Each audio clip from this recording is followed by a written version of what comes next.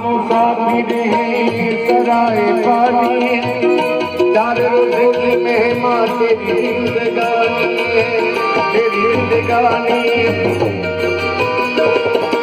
हूँ यहाँ मुसाफिर हैं सराय पानी है, चार रोज की मेहमा तेरी जिंदगानी है।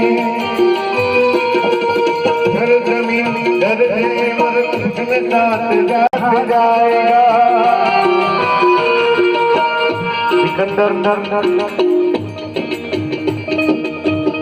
એને ઘણાએ વાંચ્યો હશે સિકંદરને તમે સિકંદર 23 વર્ષની જેની ઉંમર હતી એને 23 વર્ષની ઉંમરે પોણા ભાગની દુનિયા પર રાજ કર્યું।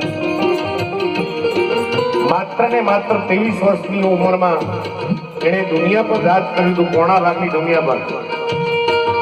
પણ એને છેલ્લે એવી ખબર પડી એટલે એને વીલ કરાવી દીધું કે જ્યારે મારું મૃત્યુ થાય, મારો જનાજો નીકળે, મારી મૈયત થાય ને ત્યારે મારા બે હાથ ખુલ્લા રાખજો, કારણ કે દુનિયાને ખબર પડે કે સિકંદર જેવો સિકંદર પણ ખાલી હાથે જાય છે। અરે ભાઈ હું યહાં મુસાફિર સરાય પાनी है, चार रोज की मेहमा तेरी जिंदगानी है।